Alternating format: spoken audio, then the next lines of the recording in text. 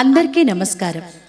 సాధనతో సంగీత శిఖరాలను అందుకోవడానికి సంగీత సాధనాంజలికి స్వాగతం పలుకుతోంది మీ గీతాంజలి.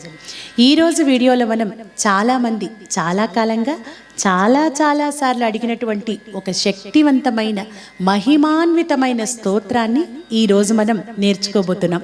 అదే జగద్గురువులు ఆదిశంకరాచార్యుల వారు ఆ అమ్మవారి కృపా కటాక్షాలను అతి సులభంగా పొందడానికి మనకు అందించినటువంటి అతి గొప్ప స్తోత్రం శ్రీ కనకధారా స్తోత్రం. ఈ కనకధారా స్తోత్రాన్నే సువర్ణధారా స్తోత్రం అని కూడా అంటారు. ఇంతటి మహిమాన్వితమైన స్తోత్రాన్ని మనకు అందించిన జగద్గురువులు ఆదిశంకరాచార్యుల వారు 8వ శతాబ్దంలో కేరళలోని కాలడి అనే ప్రాంతంలో జన్మించారు. కాలడి అంటే కాలు మోపిన కాలు పెట్టిన అని అర్థం. ఆదిశంకరాచార్యుల వారు కాలు మోపిన ప్రదేశం అంటే ఆయన జన్మించిన ప్రదేశం కాబట్టి ఈ ప్రాంతానికి కాలడి అనే పేరు వచ్చిందట. ఇక 8 సంవత్సరాల వయసులో ఆదిశంకరాచార్యుల వారు బాల బ్రహ్మచారిగా భిక్షాటన చేస్తూ ఒక ఇంటి ముందుకు వెళ్ళి భవతి భిక్షాందేహి అంటూ పిలిచారట. కానీ ఆ ఇంటిలోని వారందరూ కటిక దారిద్ర్యాన్ని అనుభవిస్తూ ఉన్నారు. ఆ ఇంటిలో ఉన్న స్త్రీ కట్టుకోవడానికి సరైన వస్త్రాలు కూడా లేని దీన స్థితిలో ఉంది. కానీ ఇంటి ముందుకు వచ్చి భిక్ష వేయమని కోరిన వారికి ఏదైనా ఇవ్వాలనే మంచి మనస్సుతో ఆమె ఇల్లంతా కూడా వెతికింది. కానీ ఏమీ దొరకలేదు. చివరకు ఒక ఉసిరికాయ కనిపించింది. ఇక ఆ ఉసిరికాయని తీసుకువచ్చి ఎంతో ఆనందంగా భక్తిపూర్వకంగా బాలబ్రహ్మచారి అయినటువంటి ఆదిశంకరాచార్యుల వారికి సమర్పించింది. ఆమె నిస్వార్థమైన మనస్సుకు, ఆమె దానగుణానికి చెలించిపోయినటువంటి ఆదిశంకరాచార్యుల వారు ఈ కుటుంబం యొక్క కటిక దారిద్ర్యాన్ని పోగొట్టి వారికి సిరి సంపదలను ప్రసాదించు, నీ కరుణను అనుగ్రహాన్ని ఈ కుటుంబంపై చూపించు అంటూ ఆ శ్రీ మహాలక్ష్మిని ఆసువుగా అంటే అప్పటికప్పుడు ఈ కనకధారా స్తోత్రంలోని శక్తివంతమైన శ్లోకాలతో ప్రార్థించారు ఆదిశంకరాచార్యుల వారు. కేవలం సంపదలను ఇవ్వమనే అడగలేదు. వారి దుష్కర్మలను అంటే ఈ జన్మలో మనం అనుభవిస్తున్నటువంటి ఆ దుస్థితికి, అన్ని కష్టాలకు కారణం క్రిందటి జన్మలో మనం చేసినటువంటి పాపకర్మలు. కాబట్టి ఈ కుటుంబం ఈనాడు అనుభవిస్తున్నటువంటి దుస్థితికి కారణమైన క్రిందటి జన్మలలోని పాపకర్మలనన్నింటినీ కూడా పూర్తిగా తుడిచివేసి వారికి అంతులేని నిజమైన అనంత సంపదలను, సౌఖ్యాలను ప్రసాదించు అంటూ ఈ కనకధారా స్తోత్రంతో మనస్ఫూర్తిగా ఆదిశంకరాచార్యుల వారు ఆ శ్రీ మహాలక్ష్మిని ప్రార్థించారు. ఆ ప్రార్థనను, ఈ కనకధారా స్తోత్రాన్ని విన్న ఆ శ్రీ మహాలక్ష్మి ఎంతగానో ఉప్పొంగిపోయి ఆ ఇంటి ముందు బంగారు ఉసిరికాయల వర్షాన్ని ధారాళంగా ధారాపాతంగా కురిపించిందట. అందుకే ఈ స్తోత్రానికి కనకధార స్తోత్రం అనే పేరు వచ్చింది. ఈ కనకధార కురిసినటువంటి ఈ అద్భుతమైన ప్రదేశం, ఈ ఇల్లు ఇప్పటికీ కేరళలోని కాలడికి 25 కిలోమీటర్ల దూరంలో పున్నార్ కొడే అనే ప్రాంతంలో ఉంది. ఈ ప్రాంతాన్ని పజం తొట్టెం పల్లెకార అని కూడా అంటారు. ఇంతటి మహిమాన్వితమైనటువంటి కనకధార స్తోత్రంతో మనం కూడా కేవలం సంపదలనే కాదు, ఎందుకంటే ఒకరు ఆనందంగా జీవించాలన్నా, సుఖంగా జీవితం గడపాలన్నా ఎన్నో రకాల సంపదలు అవసరం. ఆరోగ్య సంపద, జ్ఞాన సంపద, గుణ సంపద, విద్యా సంపద, ఇలా అన్ని రకాల సత్సంపదలను మనకు కలిగించమని ఆ శ్రీ మహాలక్ష్మిని వేడుకుంటూ ఈరోజు మనం ఈ కనకధార స్తోత్రాన్ని నేర్చుకుందాం. ఈరోజు ఈ వీడియోలో మనం ఈ కనకధార స్తోత్రాన్ని అక్షర దోషాలు లేకుండా సరిగ్గా ఉచ్చరిస్తూ, అంటే ఏ విధంగా అక్షరాలను విడదీయాలి, ఏ పదాలను విడదీయాలి, విడదీయకూడదు, ఎక్కడ ఒత్తి ఇవ్వాలి, ఎక్కడ ఒత్తి ఇవ్వకూడదు, ఈ విధంగా ప్రతి అక్షరాన్ని కూడా మనం జాగ్రత్తగా గమనిస్తూ అక్షర దోషాలు లేకుండా ఈరోజు ఈ కనకధార స్తోత్రాన్ని నేర్చుకోవడానికి ప్రయత్నిద్దాం. అలాగే మీరందరూ కూడా ఈ కనకధార స్తోత్రంలోని శ్లోకాల భావాన్ని, అర్థాన్ని తెలుసుకోవాలి అని అనుకుంటే గనక మీరు కామెంట్స్ రూపంలో మాకు తెలియచేయండి. అప్పుడు మరి ఒక వీడియోలో ఈ కనకధార స్తోత్రంలోని ప్రతి శ్లోకంలోని ప్రతి పదం యొక్క భావాన్ని కూడా మనం తెలుసుకుంటూ చక్కగా మరొకసారి ఈ కనకధార స్తోత్రాన్ని భావయుక్తంగా కూడా అర్థాన్ని తెలుసుకుంటూ నేర్చుకుందాం. ఇక ఇంకో ముఖ్యమైన విషయం ఏమిటంటే ఈరోజు ఈ వీడియోలో మనం చాలా సులభంగా, అంటే సంగీతం అంటే తెలియని వాళ్ళు కూడా పాడుకునే విధంగా చాలా సులభమైన ట్యూన్లో శ్లోకాలు చదివినట్లుగా ఈ కనకధార స్తోత్రాన్ని నేర్చుకుందాం. ఎందుకంటే ఈరోజు ఈ వీడియో యొక్క ముఖ్య ఉద్దేశం కనకధార స్తోత్రాన్ని ఎక్కడా కూడా తప్పులు లేకుండా చక్కగా చదువుకోగలగడం కాబట్టి మనం చాలా సింపుల్గా ప్రతి అక్షరాన్ని గమనిస్తూ జాగ్రత్తగా ఈరోజు ఈ కనకధార స్తోత్రాన్ని నేర్చుకుందాం. అయితే మీ అందరికీ తెలుసు కదా, ఇలాంటి వీడియోస్ మీకు మరిన్ని కావాలి అంటే మా సంగీత సాధనాంజలి ఛానల్ని, అలాగే సింగ్ విత్ గీతాంజలి అనే ఛానల్ని పాటలు సంగీతం అంటే ఇష్టం ఉన్న ప్రతి ఒక్కరికి కూడా షేర్ చేయండి, లైక్ చేయండి, సబ్స్క్రైబ్ చేయండి, బెల్ ఐకాన్ని క్లిక్ చేయండి. ఈ కనకధార స్తోత్రంలో కొంతమంది 24 శ్లోకాలు చెప్తుంటారు, కొంతమంది కొన్ని తగ్గించి చెప్తుంటారు. అలాగే కొన్ని శ్లోకాల్లో పదాలు కూడా కొంతమంది ఒక విధంగా పలుకుతూ ఉంటారు, మరికొంతమంది వేరే విధంగా చెప్తూ ఉంటారు. అది పరంపరను బట్టి, అంటే నేర్చుకున్న గురువులను బట్టి అది మారుతూ ఉంటుంది. ఇది కరెక్ట్ కాదని మనం చెప్పలేం. అయితే ఈరోజు వీడియోలో మనం చాలా పరిశోధించి ఒక కరెక్ట్ వర్షన్లో సరి అయిన రీతిలో మనం ఈ కనకధార స్తోత్రాన్ని నేర్చుకోవడానికి ప్రయత్నిద్దాం. ముందుగా నేను ప్రతి పదాన్ని కూడా విడదీస్తూ, ప్రతి శ్లోకంలో ప్రతి పదాన్ని కూడా విడదీస్తూ మీకు నేర్పిస్తాను.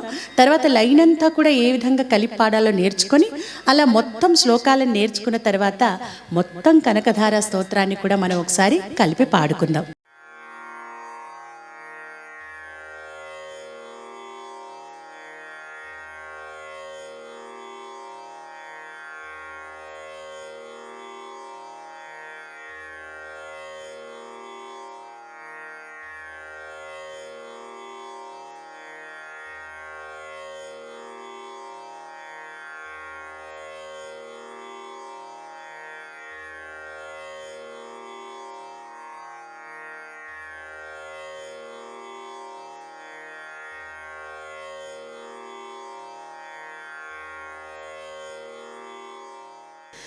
వందే వందారు మందారం, వందే వందారు మందారం, ఇందిరానంద కందళం, ఇందిరానంద కందళం. ఇక్కడ మనం గమనిస్తే వందే వందారు మందారం ఇందిరానంద కందళం అని కలిపి కూడా పాడొచ్చు. ఇక్కడ పలకలేని వాళ్ళు కూడా సులభంగా పాడుకోవాలి కాబట్టి, నేర్చుకుంటున్నాం కాబట్టి వందే వందారు మందారం ఇందిరానంద కందళం అని దీన్ని విడదీస్తూ మనం ఇక్కడ నేర్చుకుంటున్నాం. ఇలా పాడుకోవడం కూడా సరి అయినదే.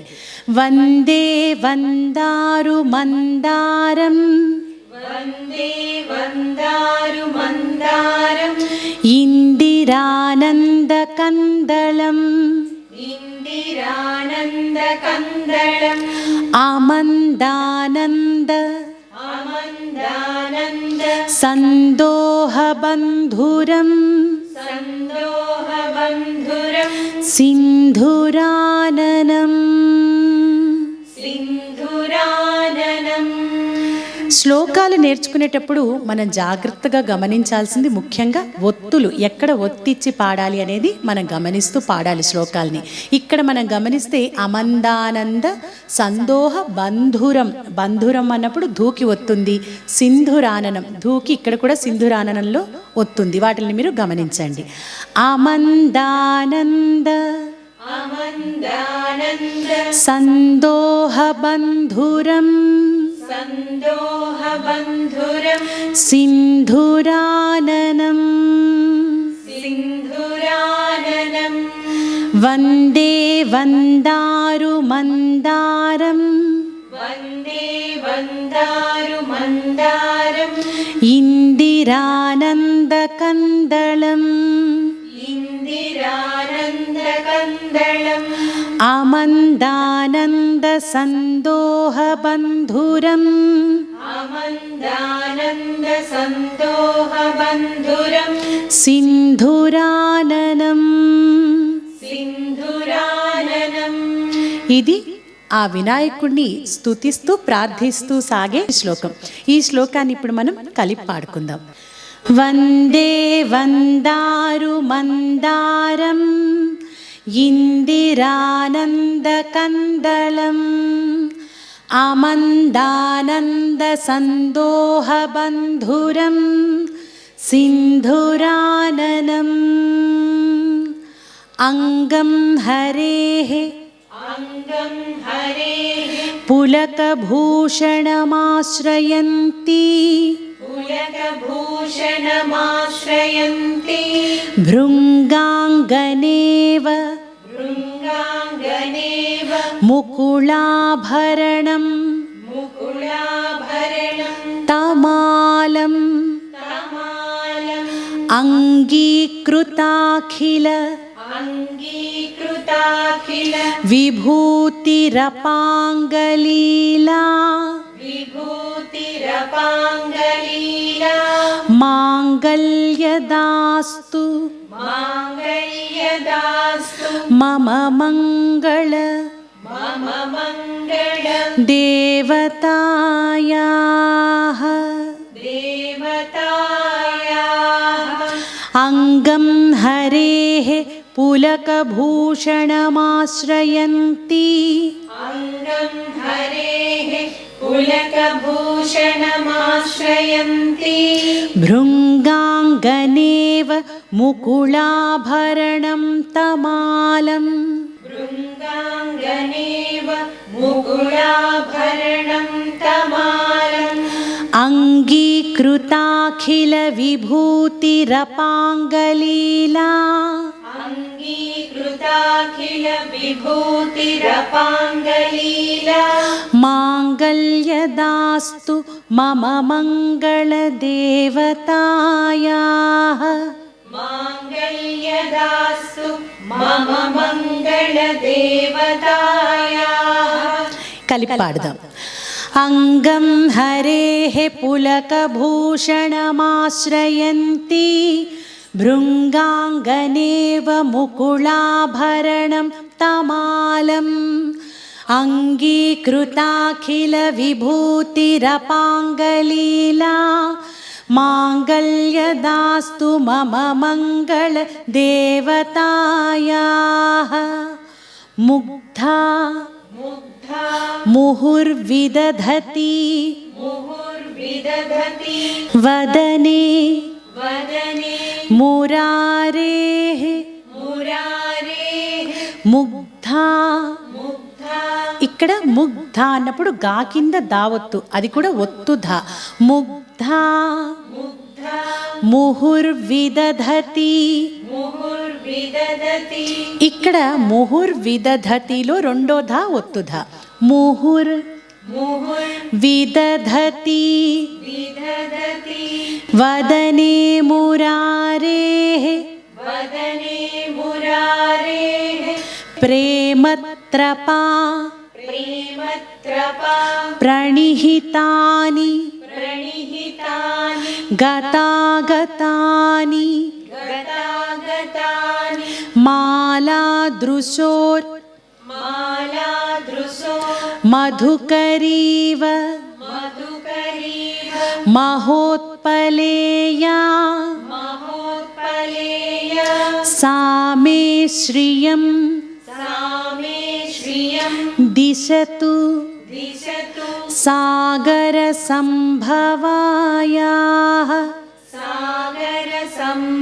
सागरसम्भवायाः मुग्धा मुहुर्विदधति मुग्धा मुहुर्विदधति वदने मुरारेः वदने मुरारेः प्रेमत्रपा प्रणिहितानि प्रेमत्रपा प्रणिहितानि गतागतानि गतागतानि मालादृशोर्मधुकरीव मालादृशोर्मधुकरीव महोत्पलेया महोत्पलेय सा मे श्रियं दिशतु सा मे श्रियं दिशतु सागरसम्भवायाः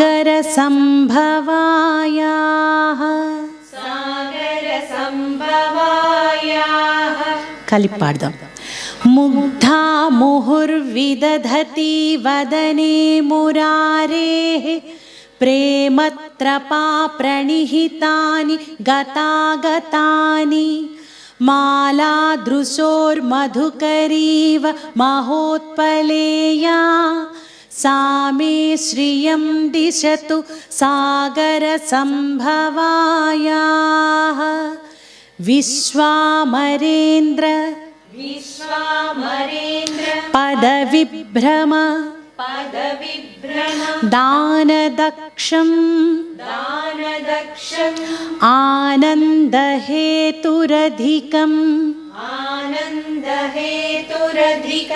मुरविद्विषोऽपि ईशन्निषीदतु मयि क्षण मीक्षणार्धम्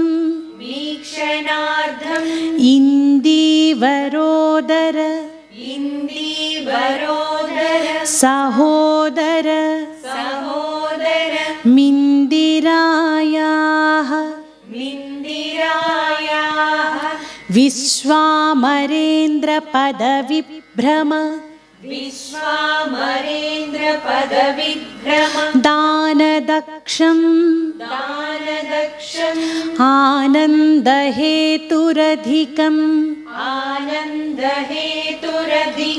मुरविद्विषोऽपि ईशन्निषीदतु मयि क्षणमीक्षणार्धम्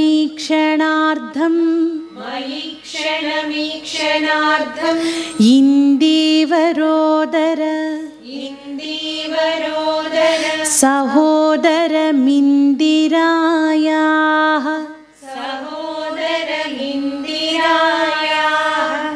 కలిపి పాడదాం. విశ్వామరేంద్ర పదవిభ్రమదానదక్షम् आनन्दहेतुरधिकं मुरविद्विषोऽपि ईशन्निषीदतु मयि क्षणमीक्षणार्धम् इन्दीवरोदर सहोदरमिन्दिरायाः आमीलिताक्ष मधिगम्य मुदा मुकुन्दम् आनन्द कंद मणिमेष मनङ्गतन्त्रम्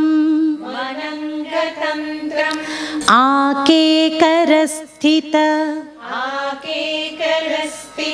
कनीनिक पक्ष्मनेत्रं भूत्यै भवेन्मम भुजंग शयाङ्गनायाः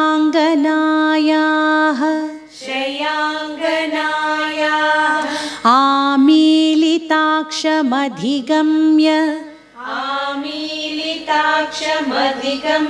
मुदा मुकुन्दम् आनन्दकन्द मणिमेष मनङ्गतन्त्रम् आकेकरस्थित कनीनिक पक्ष्मनेत्रम् भूत्यै भवेन्मम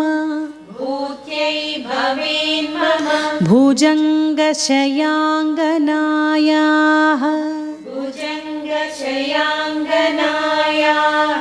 पाडंడి आमीलिताक्षमधिगम्य मुदा मुकुन्दम् आनन्दकन्दमणिमेषमनङ्गतन्त्रम् आकेकरस्थितकनीनिकपक्ष्मनेत्रम् भूत्यै भवेन्मम भुजङ्गशयाङ्गनायाः कालाम्बुदाळि ललितो रसिकैटभारेः धाराधरे स्फुरति या तटिदङ्गनेव मातुः समस्त जगतां महनीयमूर्ति महनीयमूर्तिः भद्राणि मे दिशतु भार्गवनन्दनायाः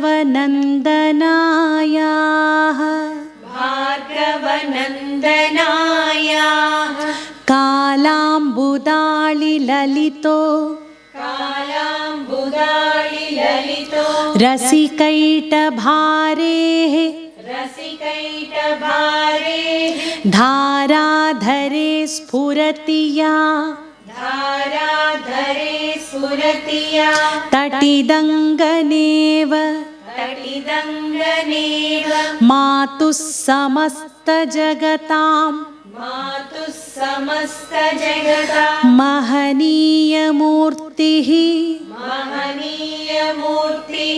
भद्राणि मे दिशतु भार्गवनन्दनायाः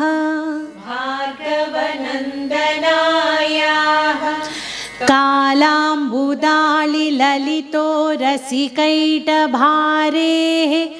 धाराधरे स्फुरति या तटिदङ्गनेव मातुः समस्तजगतां महनीयमूर्तिः भद्राणि मे दिशतु भार्गवनन्दनायाः बाह्वन्तरे मुरजितः श्रितकौस्तुभेया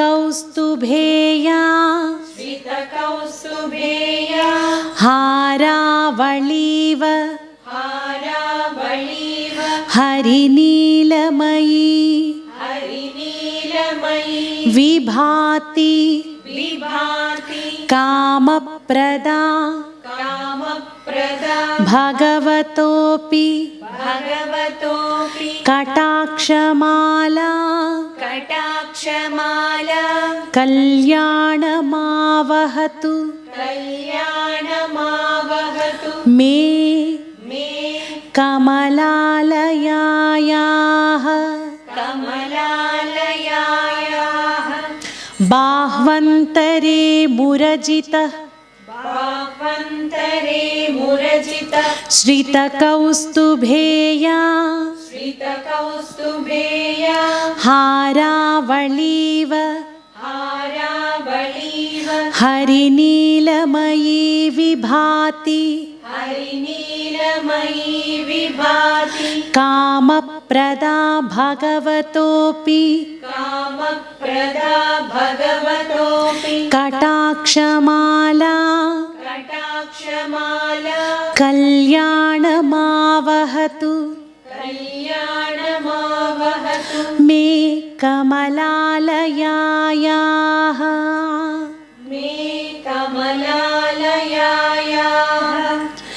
बाह्वन्तरे मुरजितः श्रितकौस्तुभेया हारावळीव हरिनीलमयी विभाति कामप्रदा भगवतोऽपि कटाक्षमाला कल्याणमावहतु मे कमलालयायाः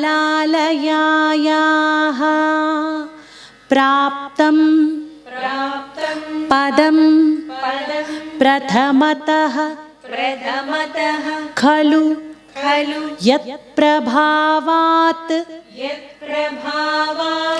माङ्गल्यभाजी मधुमाथिनी मन्मथेन मय्यापते तदिह मन्थर मीक्षणार्थं मन्दालसं च मकरालय कन्यकायाः प्राप्तं पदं प्रथमतः खलु यत्प्रभावात् प्रभावात् माङ्गल्यभाजि मधुमाथिनि माङ्गल्यभाजि मधुमातिनि मन्मथेन मन्मथेन मय्यापतेत्तदिह मय्यापतेत्तदिह मन्थरमीक्षणार्थं मन्थरमीक्षणार्थं मण्डालसञ्च मन्दालसञ्च मकरालय कन्यकायाः मकरालय कन्यकायाः प्राप्तं पदं प्रथमतः खलु यत्प्रभावात् माङ्गल्यभाजि मधुमाथिनि मन्मथेन मय्यापतेत्तदिह मन्थरमीक्षणार्थं मण्डालसञ्च मकरालय कन्यकायाः दद्याद्दयानु दद्यादयानु पवनो पवनो द्रविणाम्बुधाराम् द्रविणाम्बुधाराम् अस्मिन्न किञ्चन अस्मिन् न किञ्चन विहङ्ग विहङ्ग शिशौ विषण्णे शिशौ विषण्णे दुष्कर्म दुष्कर्म घर्म धर्म मपनीय मपनीय चिराय दूरम् चिराय दूरं नारायण प्रणयिनी नारायण प्रणयिनी नयनाम्बुवाहः नयनाम्बुवाहः दद्याद्दयानुपवनो दद्यादयानुपवनो द्रविणाम्बुधाराम् द्रविणाम्बुधाराम् अस्मिन्न किञ्चन अस्मिन् न किञ्चन विहङ्गशिशौ विषण्णे विहङ्गशिशौ विषण्णे दुष्कर्म घर्ममपनीय दुष्कर्म धर्ममपनीय चिराय दूरम् चिराय दूरं नारायण प्रणयिनी नारायण प्रणयिनी नयनाम्बुवाहः नयनाम्बुवाहः दद्यादयानुपवनो द्रविणाम्बुधाराम् अस्मिन्न किञ्चन विहङ्गशिशौ विषण्णे दुष्कर्म घर्ममपनीय चिराय दूरम् नारायण प्रणयिनी नयनाम्बुवाहः इष्टा इष्टा विशिष्ट विशिष्ट मतयोऽपि मतयोऽपि नरा नरा ययाद्राक् ययात्राक् दृष्टाः दृष्टा त्रिविष्टपपदम् त्रिविष्टपपदं सुलभं सुलभं भजन्ते भजन्ते दृष्टिः दृष्टि प्रहृष्ट प्रहृष्ट कमलोदर कमलोदर दीप्तिरिष्टां दीप्तिरिष्टा पुष्टिं पुष्टिं कृषीष्ट कृषीश मम पुष्कर मम पुष्कर विष्टरायाः विष्टरायाः इष्टा विशिष्टमतयोऽपि इष्टा विशिष्टमतयोऽपि नराययाद्राक् नराययात्राक् दृष्टाः त्रिविष्टपपदम् दृष्टा त्रिविष्टपपदं सुलभं भजन्ते सुलभं भजन्ते दृष्टिः प्रहृष्ट दृष्टि प्रहृष्ट कमलोदर दीप्तिरिष्टां कमलोदर दीप्तिरिष्टा पुष्टिं कृषीष्ट पुष्टिं कृषीष्ट मम पुष्करविष्टरायाः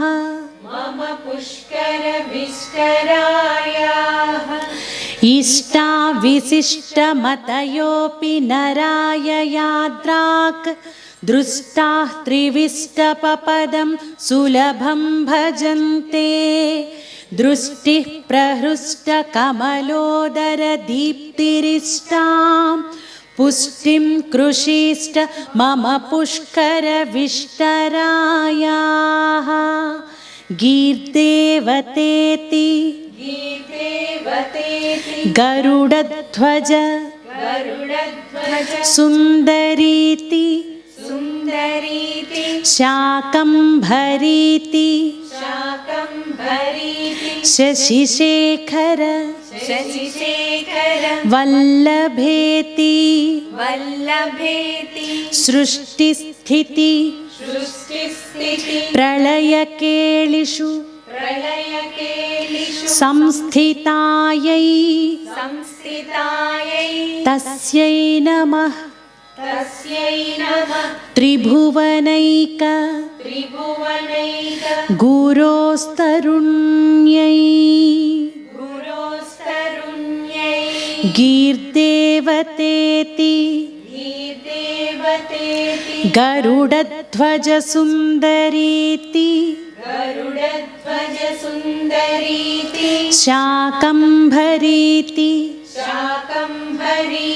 शशिशेखर वल्लभेति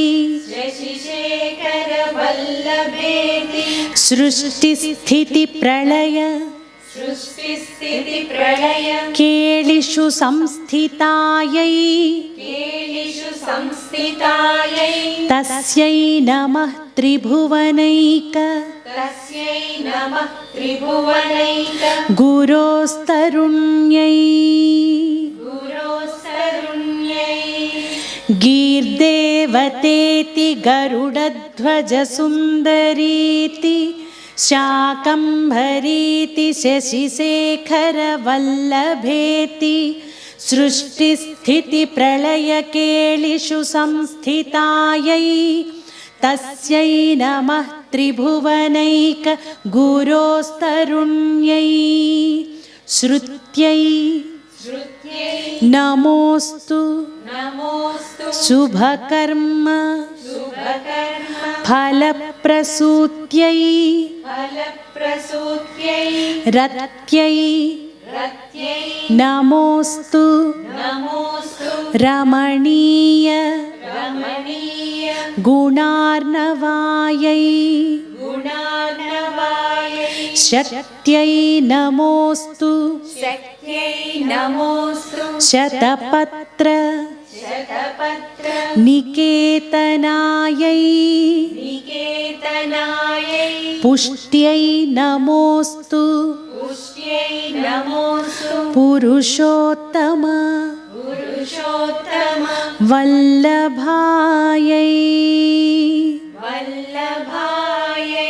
श्रुत्यै नमोस्तु शुभकर्म फलप्रसूत्यै रत्यै नमोस्तु रमणीय गुणार्णवायै शक्त्यै नमोस्तु शतपत्र निकेतनायै पुष्ट्यै नमोस्तु पुरुषोत्तम वल्लभायै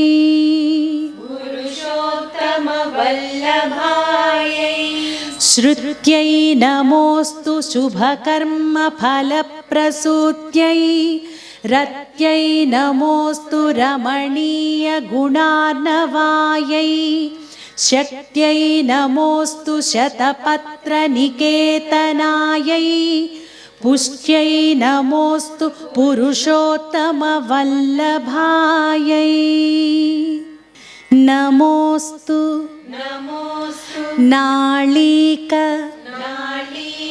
निभाननायै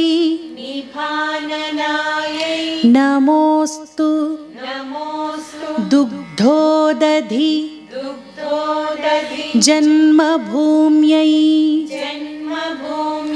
नमोऽस्तु सोमामृत सोदरायै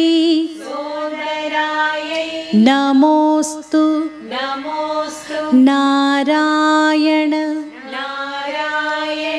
वल्लभायै नमोऽस्तु नाळीकनिभाननायै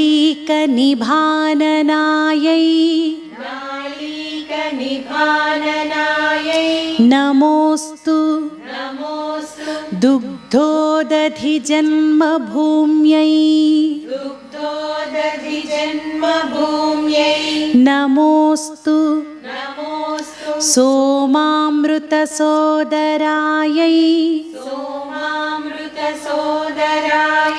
नमोऽस्तु नारायणवल्लभायै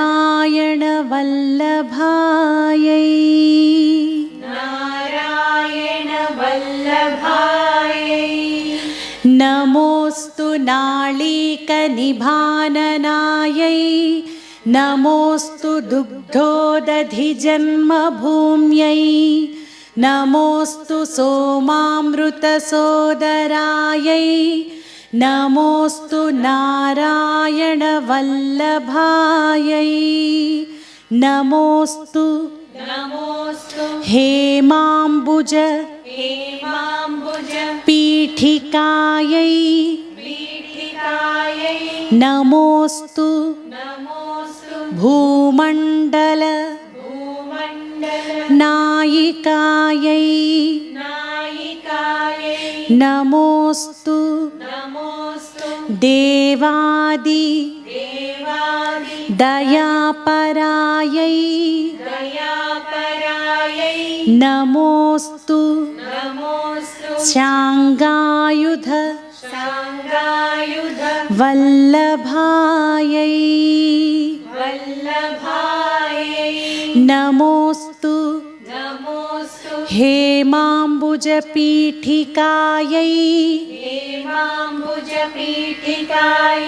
नमोऽस्तु भूमण्डलनायिकायै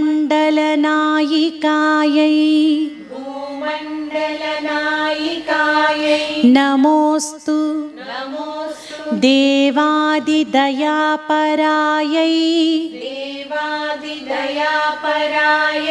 नमोऽस्तु शाङ्गायुधवल्लभायै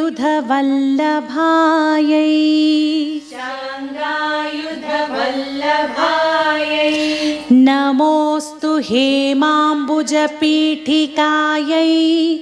नमोऽस्तु भूमण्डलनायिकायै नमोऽस्तु देवादिदयापरायै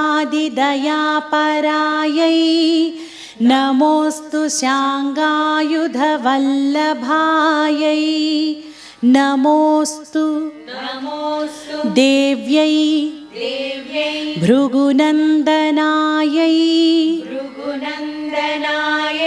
नमोऽस्तु विष्णोरुरसि स्थितायै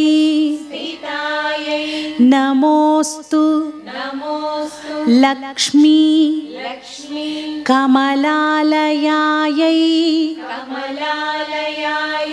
नमोऽस्तु दामोदर वल्लभायै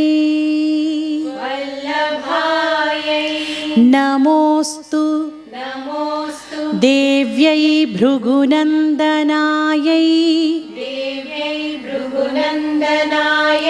नमोऽस्तु विष्णोरुरसि स्थितायै नमोऽस्तु लक्ष्मी कमलालयायै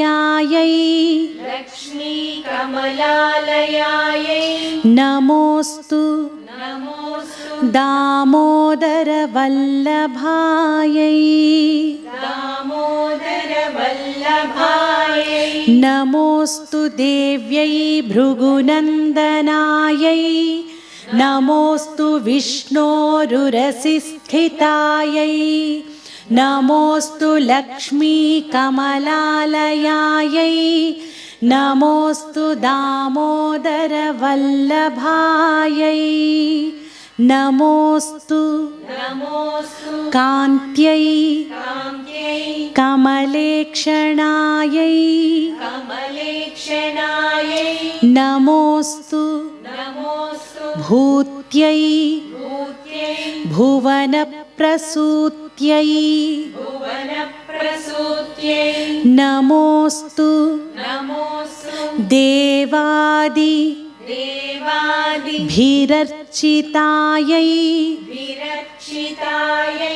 नमोऽस्तु नन्दात्मज वल्लभायै नमोऽस्तु कान्त्यै कमलेक्षणायै नमोऽस्तु भूत्यै भुवनप्रसूत्यै नमोऽस्तु देवादिभिरर्चितायै नमोऽस्तु नन्दात्मजवल्लभायै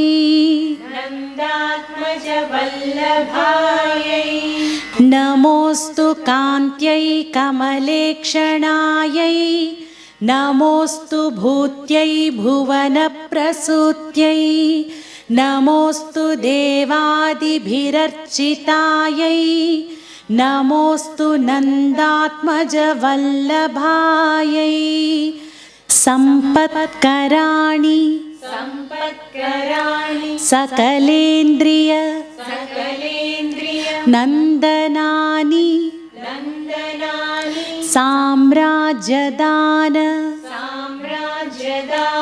निरतानि सरोरुहाक्षि त्वद्वन्दनानि दुरितोद्धरणोद्यतानि दुरितोद्धर नोद्यतानि दुरितोद्धरणोद्यतानि मामेव मातरनिशं कलयन्तु नान्ये सम्पत्कराणि सकलेन्द्रियनन्दनानि साम्राज्यदाननिरतानि सरोरुहाक्षि त्वद्वन्दनानि दुरितोद्धरणोद्यतानि मामेव मातरनिशं कलयन्तु नान्ये सम्पत्कराणि सकलेन्द्रियनन्दनानि साम्राज्यदाननिरतानि सरोरुहाक्षि त्वद्वन्दनानि दुरितोद्धरणोद्यतानि मामेव मातरनिशं कलयन्तु नान्ये यत्कटाक्ष समुपासनाविधिः सेवकस्य सकलार्थ संपदः सन्तनोति वचनांग मानसैः त्वां मुरारि हृदयेश्वरी भजे यत्कटाक्ष समुपासनाविधिः सेवकस्य सकलार्धसम्पदः सन्तनोति वचनाङ्गमानसैः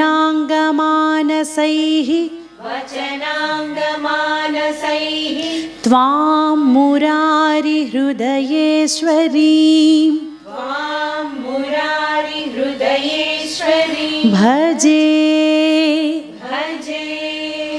यत्कटाक्षसमुपासनाविधिः सेवकस्य सकलार्धसम्पदः सन्तनोति वचनाङ्गमानसैः त्वां मुरारि हृदयेश्वरीं भजे सरसिजनयने सरोजहस्ते धवलतरां शुक गन्धमाल्यशोभे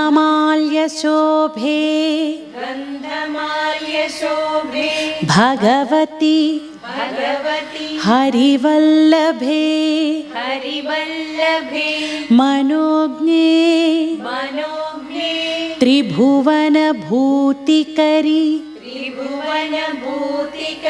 प्रसीद मह्यम् सरसिजनयने सरोजहस्ते धवलतरां शुक गन्धमाल्यशोभे भगवति हरिवल्लभे मनोज्ञे त्रिभुवनभूतिकरी प्रसीद मह्यम् सरसिजनयने सरोजहस्ते धवलतरां शुकगन्धमाल्यशोभे भगवति हरिवल्लभे मनोज्ञे त्रिभुवनभूतिकरि प्रसीद मह्यम् दिग्गस्तिभिः कनककुम्भ मुखावसृष्ट स्वर्वाहिनी विमलचारु जलप्लुतांगी प्रातर्नमामि जगतां जननीमशेष लोकाधिनाथ गृहिणी अमृताब्धिपुत्री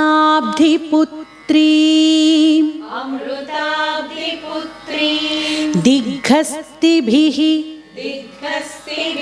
कनककुम्भमुखावसृष्ट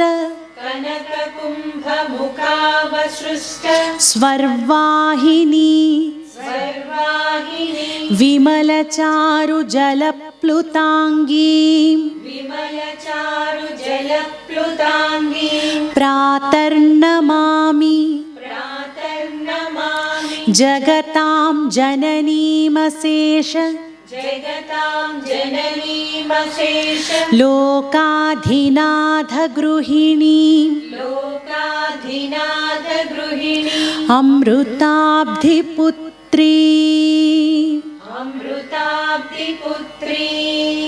दिग्गस्तिभिः कनककुम्भमुखावसृष्ट स्वर्वाहिनी विमलचारु जलप्लुतांगी प्रातर्नमामि जगतां जननीमशेष लोकाधिनाथगृहिणीम् अमृताब्धिपुत्रीं कमले कमलाक्षवल्लभे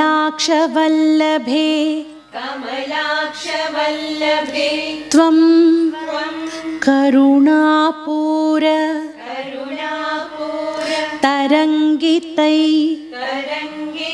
तरङ्गितैरपाङ्गैः अवलोकय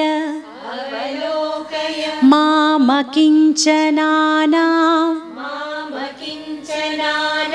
प्रथमं पात्रमकृत्रिमं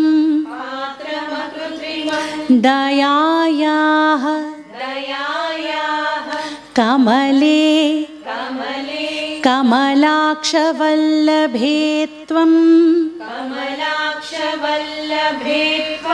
करुणापूर तरङ्गितैरपाङ्गैः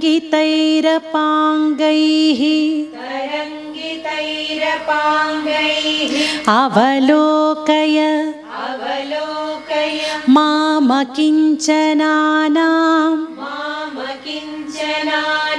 प्रथमं पात्रमकृत्रिमं दयायाः कमले कमलाक्षवल्लभे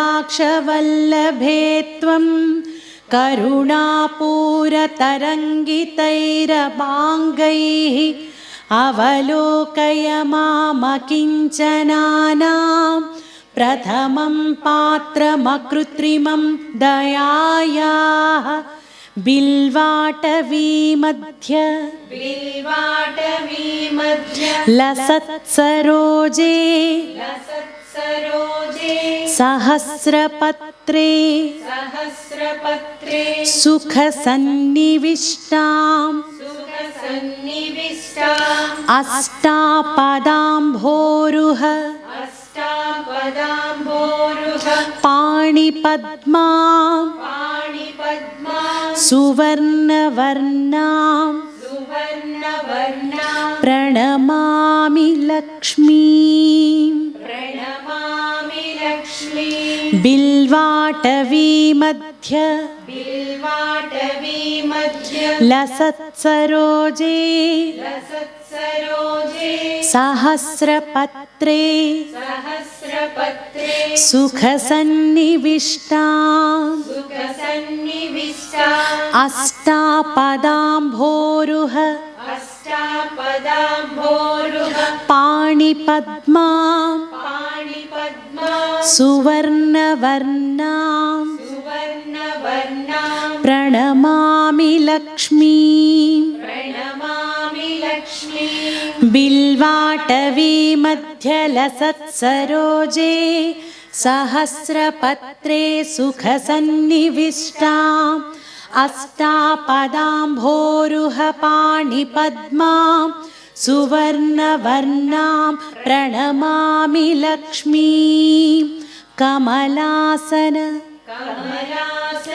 पाणिना ललाटे लिखितामक्षर पंक्तिमस्य जन्तोः परिमार्जय मातरङ्घ्रिणा ते धनिकद्वार निवास दुःखदोग्ध्रीं कमलासन पाणिना ललाटे लिखितामक्षर पंक्तिमस्य जन्तोः परिमार्जय मातरङ्घ्रिणा ते धनिकद्वार निवास निवास दुःखदोग्ध्री दुःखदोग्ध्री कमलासन पाणिना ललाटे लिखितामक्षर पंक्तिमस्य जन्तोः परिमार्जय मातरं घृणाते धनिकद्वार निवास दुःखदोग्ध्री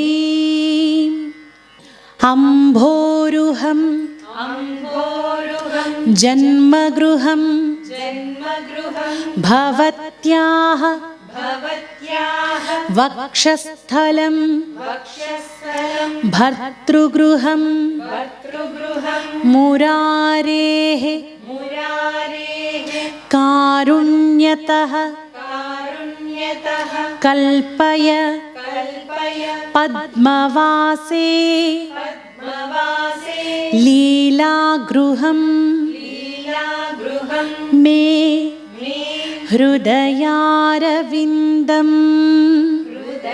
हृदयारविन्दम् अम्भोरुहम् अम्भोरुहं जन्मगृहं भवत्याः जन्मगृहं भवत्याः वक्षस्थलं वक्षस्थलं भर्तृगृहं मुरारेः भर्तृगृहं मुरारेः कारुण्यतः कारुण्यतः कल्पय पद्मवासे कल्पय पद्मवासे लीलागृहं मे लीलागृहं मे हृदयारविन्दम् हृदयारविन्दम् अम्भोरुहं जन्मगृहं भवत्याः वक्षस्थलं भर्तृगृहं मुरारेः कारुण्यतः कल्पय पद्मवासे लीलागृहं मे हृदयारविन्दम् स्तुवन्ति स्तुवन्ति ये ये स्तुतिभिः स्तुतिभिः रमूभिः रमोभिः रन्वहम् रन्वहं स्तुवन्ति ये स्तुवन्ति ये स्तुतिभिरमूभिरन्वहम् स्तुतिभिरमोभिरन्वहं त्रयीमयीं त्रयीमयीं त्रिभुवनमातरं त्रिभुवनमातरं रमां रमां गुणाधिका गुणाधिका गुरुतर गुरुतर भाग्यभाजिनो भाग्यभाजिनो भवन्ति भवन्ति ते ते भुवि बुध भुवि बुध भाविताशयाः भाविताशयाः स्तुवन्ति ये स्तुवन्ति ये स्तुतिभिरमूभिरन्वहम् स्तुतिभिरमोभिरन्वहं त्रयीमयीं त्रयीमयीं त्रिभुवनमातरं रमां त्रिभुवनमातरं रमां गुणाधिका गुणाधिका गुरुतर भाग्यभाजिनो गुरुतर भाग्यभाजिनो भवन्ति ते भवन्ति ते भुवि बुध भाविताशयाः भुवि बुध भाविताशयाः स्तुवन्ति ये स्तुतिभिरमूभिरन्वहम् त्रयीमयीं त्रिभुवनमातरं रमां गुणाधिका गुरुतर भाग्यभाजिनो भवन्ति ते भुवि बुध भाविताशयाः सुवर्णधारास्तोत्रम् सुवर्णधारास्तोत्रं यत् यत् शङ्कराचार्य शङ्कराचार्य निर्मितं निर्मितं त्रिसन्ध्यं त्रिसन्ध्यं यः पठेन्नित्यं यत् पठे नित्यं स कुबेर स कुबेर समो भवेत् समो भवेत् సువర్ణధారాస్తోత్రం యత్ శంకరాచార్య నిర్మితం త్రిసంధ్యం యః పఠేన్నిత్యం స కుబేర సమో భవేత్. సువర్ణధారాస్తోత్రం యత్ శంకరాచార్య నిర్మితం త్రిసంధ్యం యః పఠేన్నిత్యం స కుబేర సమో భవేత్. జగద్గురు ఆదిశంకరాచార్యుల వారు అందించిన ఈ కనకధారా స్తోత్రాన్ని ఈరోజు మనం చాలా సులభంగా ఆ పదాలను ఆ పదబంధాలను విడదీస్తూ నేర్చుకున్నాం కాబట్టి మీ అందరికీ కూడా సులభంగా అర్థమయ్యే ఉంటుందని అనుకుంటున్నాం. కాబట్టి మీరందరూ కూడా ఈ వీడియో పెట్టుకుని 2-3 సార్లు వింటే ఈ కనకధారా స్తోత్రాన్ని ఏ విధంగా పాడుకోవాలో అందరికి కూడా సులభంగా అర్థమవుతుంది. ఇప్పటిదాకా నేర్చుకున్న ఈ మొత్తం స్తోత్రాన్ని ఒకసారి మనం ఎక్కడా కూడా గ్యాప్ ఇవ్వకుండా ఒకసారి మొత్తం కూడా కలిపి పాడుకుందాం. వందే వందారు మందారం ఇందిరానందకందళం అమందానంద సందోహబంధురం సింధురాననం అంగం హరేః పులకభూషణమాశ్రయంతి భృంగాంగనేవ ముకుళాభరణం తమాలం అంగీకృతాఖిల విభూతిరపాంగలీలా మాంగళ్యదాస్తు మమ మంగళదేవతాయాః. ముగ్ధా ముహుర్విదధతి వదనే మురారేః ప్రేమత్రపా ప్రణిహితాని గతాగతాని మాలాదృశోర్మధుకరీవ మహోత్పలేయా సా మే శ్రియం దిశతు సాగర సంభవాయాః. విశ్వామరేంద్ర పదవిభ్రమదానదక్షం ఆనందహేతురధికం మురవిద్విషోపి ఈశన్నిషీదతు మయి క్షణమీక్షణార్థం ఇందీవరోదర సహోదరమిందిరాయాః.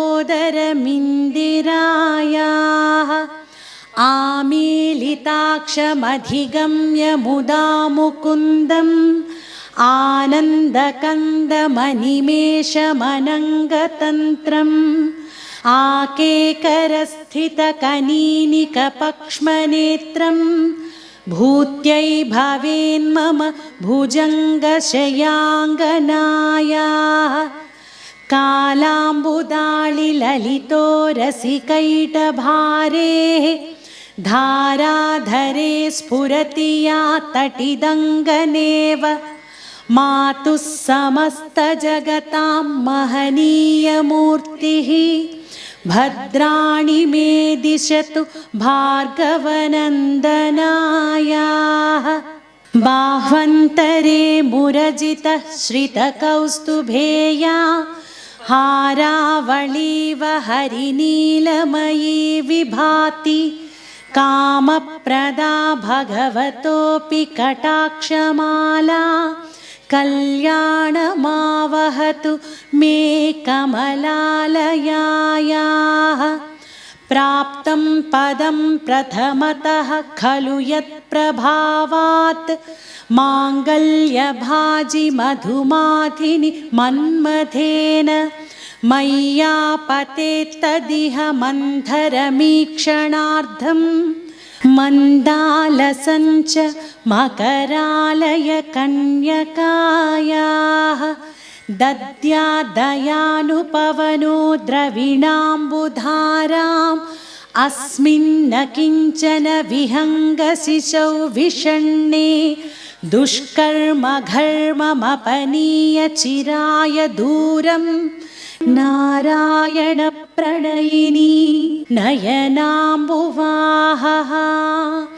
ఇష్టా విశిష్టమతయోపి నరాయ యాద్రాక్ दृष्टाः त्रिविष्टपपदं सुलभं भजन्ते दृष्टिः प्रहृष्टकमलोदरदीप्तिरिष्टां पुष्टिं कृषीष्ट मम पुष्करविष्टरायाः गीर्देवतेति गरुडध्वजसुन्दरीति शाकम्भरीति शशिशेखरवल्लभेति सृष्टिस्थितिप्रलयकेलिषु संस्थितायै तस्यै नमः त्रिभुवनैकगुरोस्तरुण्यै श्रुत्यै नमोऽस्तु शुभकर्मफलप्रसूत्यै रत्यै नमोऽस्तु रमणीयगुणार्णवायै शट्यै नमोऽस्तु शतपत्रनिकेतनायै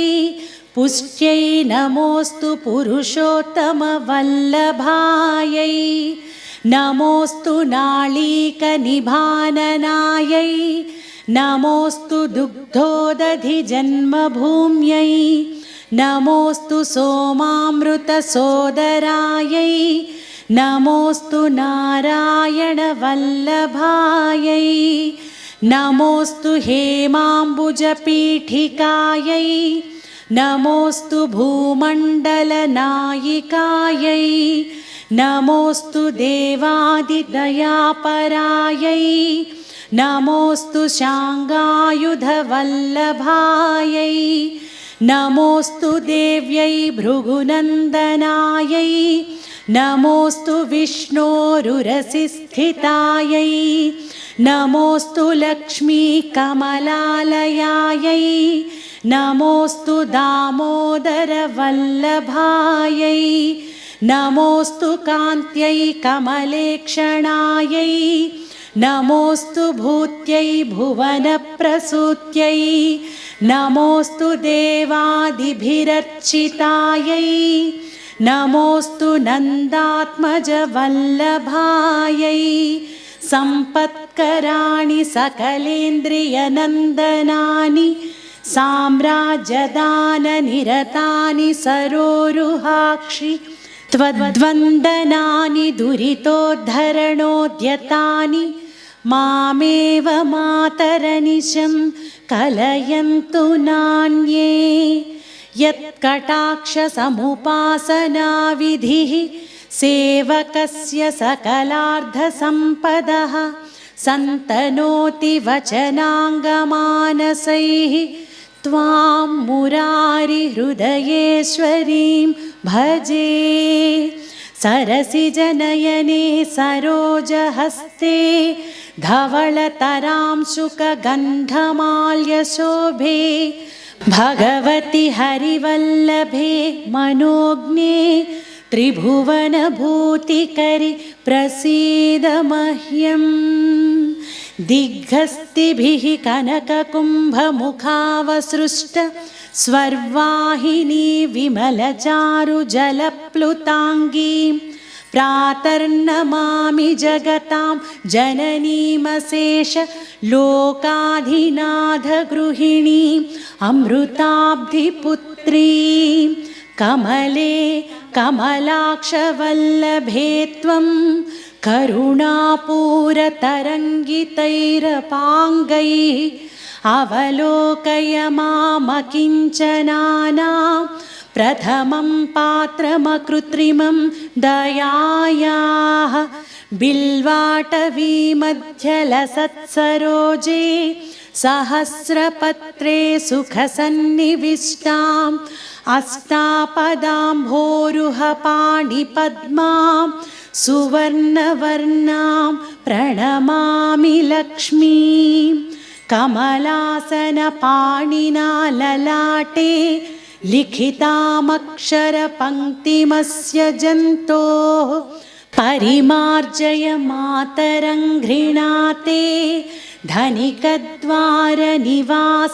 दुःखदोग्ध्रीम् अम्भोरुहं जन्मगृहं भवत्याः वक्षस्थलं भर्तृगृहं मुरारेः कारुण्यतः कल्पय पद्मवासे लीलागृहं मे हृदयारविन्दं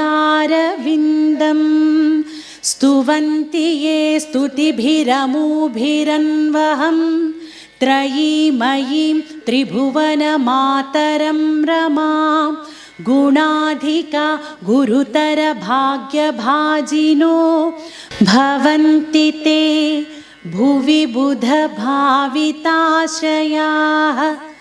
सुवर्णधारास्तोत्रं यत् शङ्कराचार्यनिर्मितं त्रिसन्ध्यं यः पठेन्नित्यं स कुबेर समो भवेत्। మీరందరూ కూడా ఈ కనకధార స్తోత్రాన్ని, ఇది చాలా శక్తివంతమైనది, మీరందరూ కూడా ప్రతిరోజు ఈ కనకధార స్తోత్రాన్ని చదువుతూ ఉండండి. కలిగే ఆనందం, ఆ అమ్మవారి కృప అనుగ్రహం మీ అందరికీ తప్పకుండా కలిగి తీరుతుంది.